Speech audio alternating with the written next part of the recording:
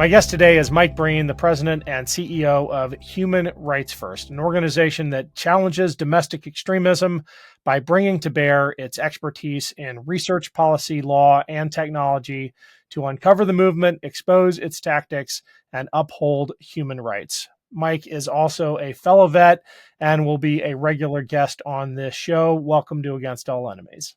Thanks, Ken. It's good to be here. Congratulations on the show.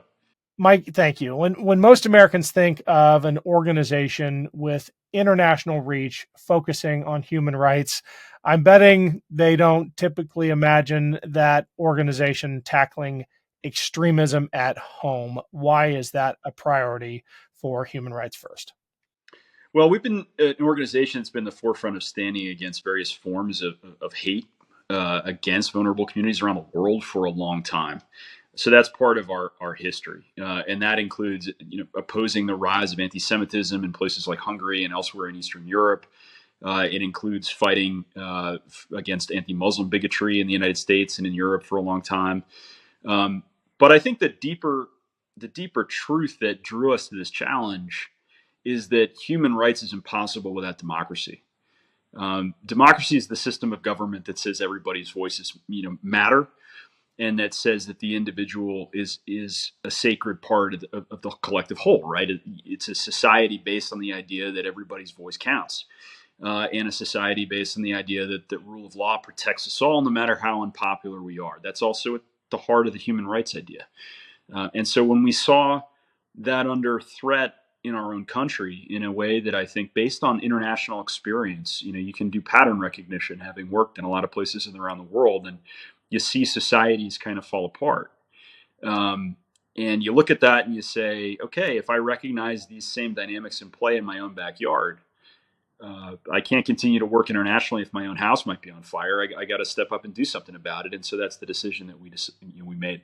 The white supremacist strain that infects groups like the Oath Keepers and 3%ers has a long history, but it has a new valence today in a country that is going to be majority minority. I can't remember the year, but it's right around the corner. I think it's a great thing. But to these groups, it is an existential threat. How has their strategy and tactics evolved from a time when they were putting down minority communities to now when they feel like they are fighting for their very survival? How is the violence ramped up? How has their rhetoric changed? Yeah, Ken, I think it fits an international pattern. It fits a pattern we've seen in our own history in the U.S. and that we see around the world. And as you say, it happens when people feel like they will be unable to keep power through normal politics. And so they've got to go to politics by other means, which is, of course, how Clausewitz supposedly defined war, right? That's when you tip into violence, and it fits a pretty standard pattern. You try to set yourself up as the champions of some in-group. Usually, it's defined religiously or ethnically. In the U.S., it's white supremacy. You say everyone's out to get you, and we're your only defenders and champions. The government won't protect you anymore. In some ways, you raise the fear that if we're not in charge anymore, we're going to be treated the way that we treated others in the past.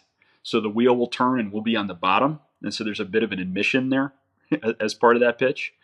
And then you try to ramp up the level of threat that everybody feels, because even if nobody likes you now, the more terrifying the environment becomes and the more violent you can make it, the more people will kind of turn to you for protection. And this is straight up the Al-Qaeda playbook in Iraq, from 2004 to 2006, 2007. They provoke a civil war with a Shia majority, and then position themselves as the only defenders of their Sunni brethren, who they, of course, put in this mess in the first place by escalating violence. It's a pretty standard tactic. I mean, you can look back at how a whole host of insurgencies have started, and it's usually by ramping up the level of violence and then saying we're the only one who can protect you. So in a sense, you're an arsonist out there selling fire insurance, and that's how insurgents do it. And that's what we see now. I think that AQI, the Al-Qaeda in Iraq example, is really interesting because it speaks to the the relative strength of these groups demographically.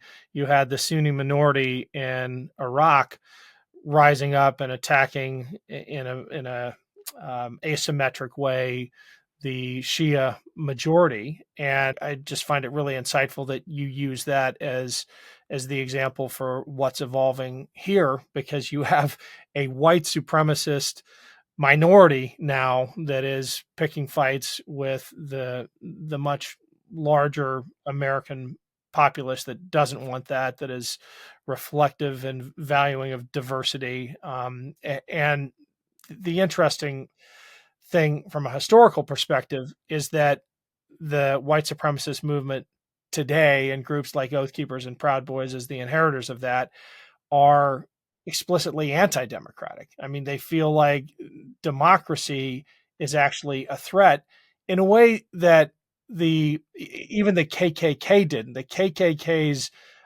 method for retaining power was through the ballot box and controlling that in a violent, horrible way. But you have groups today that are just dispensing altogether with the pretense of democracy and saying we need a strong man. Yeah, definitely.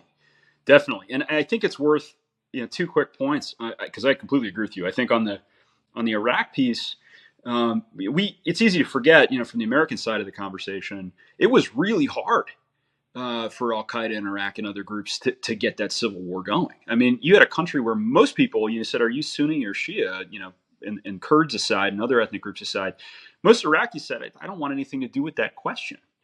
30% of the country was mixed Sunni Shia couples with children that had mixed heritage and all kinds of things like that. So you had to kill a lot of people and terrorize a lot of people before am I Sunni or Shia became the life and death question of who am I as an Iraqi. And it's a dark road to get there. We're not there. We haven't had that level of sort of siege level attacks on our communities yet, and I hope we never do. But most societies are pretty resilient against, these are people that want you and I to define ourselves entirely by our gender and skin color and sexual orientation, right? Which neither one of us is going to do easily, if ever, right? That's not me. I'm not living in that world. That's not who I am as a person. But they sure want me to think about myself that way. The other thing I'd say too is just you're right about the ballot box thing, and I think you're really right about the democracy thing. One of the big tells, I think, is just the way that the anti-democratic extremist movement in the United States has really shifted their rhetoric, even their political rhetoric, away from embracing democracy toward things like, well, we're a republic at heart, or we were founded as a Christian nation, or it was never really supposed to be majority rule, and the founding fathers feared the democratic mob, and the electoral college is the only thing protecting our true nation from the scourge of mob rule at the ballot box. All this stuff that it's shocking to hear people running for elected office saying openly. Forget that it's historically inaccurate, but it really is just this attempt to just shave away at our own understanding of ourselves as a democracy. But when I hear people talking like that, I really hear them telling on themselves, because what they're really saying is, I'm not politically popular enough to win in a straight election. So, this is all I've got left. Right. What is Human Rights First doing in the area of misinformation, countering it, providing hard truths to people about these kinds of things? What are your front lines?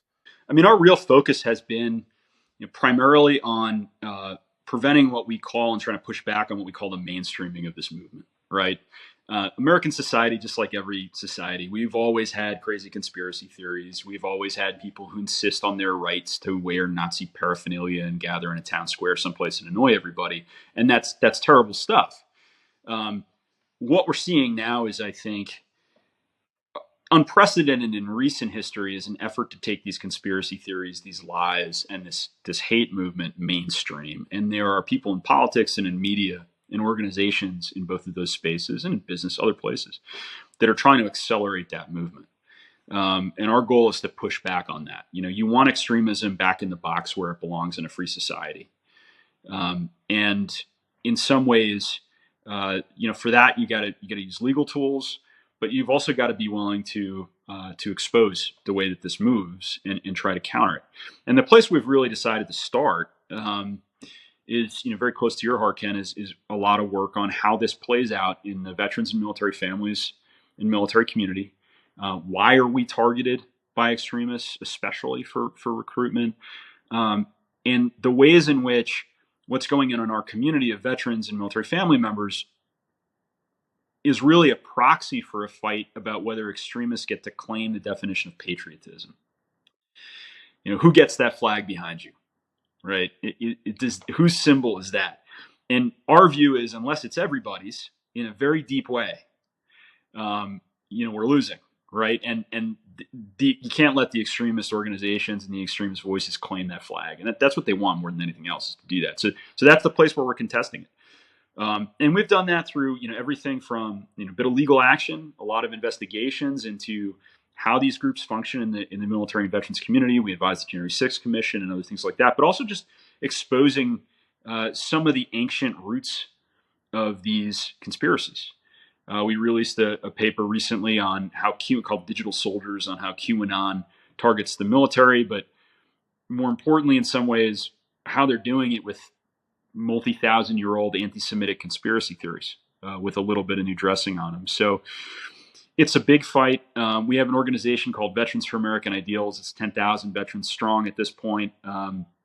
We're putting a lot of time and energy now into thinking about how to build that out into a stronger nationwide chapter structure, and how to bring more vets into that fold, because there've got to be more of us that step up and say in our daily lives and with our politics, with our activism, in any way we're comfortable, hey, I wear that flag too, and it doesn't mean that to me.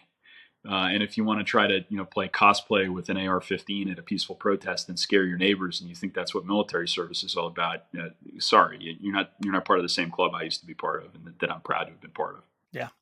Well, Mike, we really look forward to checking in with you every week. How can people, especially the veterans listening, find Veterans for American Ideals? And are there other initiatives you want to direct people towards? Yeah, absolutely. We need lawyers. We need technologists. We have an innovation lab that builds advanced artificial intelligence and machine learning applications for this problem and other human rights challenges. So if you're a technologist with spare time and you're listening to this, we'd love to work with you. Lawyers, same, and absolutely veterans. If you're a veteran, just put Veterans for American Ideals into the Google machine. You'll find us really fast, and go ahead and sign up. We'd love to have you with us. Awesome. Mike, we'll see you next week. Thanks, Ken. Appreciate it.